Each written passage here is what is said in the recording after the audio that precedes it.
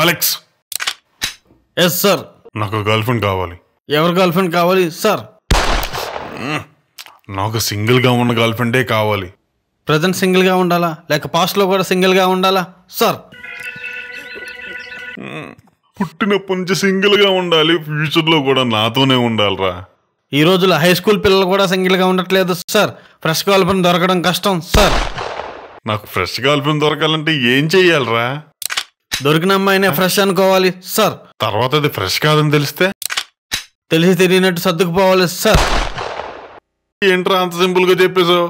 అన్నీ తెలిసి ఏమీ తెలియనట్టు ఎలా ఉండగలనరా దాంతో? అది తన దగ్గరే మీరు నేర్చుకోవాలి సార్. అంటే దానిలాగా ఎప్పుడు నటిస్తూ బతకాలా? మీరు నటించలేనంటే మీకు ఒక మంచి ఆప్షన్ ఉంది సార్. ఆప్షన్ ఏంటో ముందే చెప్పొచ్చు కదరా. ఆ అమ్మాయి పాస్ట్ని మర్చిపోయి ఇప్పుడు మీతో ఎలా ఉందో అని చూస్తూ సర్దుకుపోవాలి సార్. దాని బదులు ఆ అమ్మాయిని వదిలేయడం బెస్ట్. పట్టుకున్నంత ఈజీ కాదు సార్ అమ్మాయిని వదిలించుకోవడం.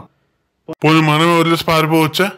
మనం పారిపోయినా మన మనసు మాత్రం తన దగ్గరే ఉండిపోతుంది సార్. నాకు అదే ఉంటే దీని గురించి ఎందుకు ఆలోచిస్తానరా? అంటే మీకు మనసు లేదా సార్? అన్నీ అయిపోయాక బయటపడే మనసు నాలాంటి ఒరిజిన్స్ దగ్గర ఎలా ఉంటుందిరా? ఏమి అవ్వనోళ్ళు అన్నీ అయిపోయిన వాళ్ళకే వర్కౌట్ అవుతారు సార్. అంటే నాకు అన్నీ అయిపోయిన అమ్మాయి వర్కౌట్ అవుతుందా? కాదు సార్, మీకు కూడా అన్నీ అయిపోతే మీరు కోరుకున్న అమ్మాయి దొరికే ఛాన్స్ ఉంది సార్. ఒకవేళ అలాంటి అమ్మాయి దొరకకపోతే? ఆల్రెడీ అన్నీ అయిపోయాయి కాబట్టి అప్పుడు బాధపడాల్సిన అవసరం ఉండదు సార్. నాకు ఆ గర్ల్ ఫ్రెండ్ వద్దు, ఈ గోళ వద్దు, వదిలేండి రా బాబు. మీరు అలా వదిలేయడం వల్లే ఇప్పటికీ ఇలా ఫ్రెష్గా ఉండిపోయారు సార్. అయితే ఇప్పుడు ఏం చేయమంటావురా? వచ్చిందంతా సర్దుకుపోవాలి సార్. తర్వాత సర్దుకుపోదామన్నా ఎవరు రారు సార్.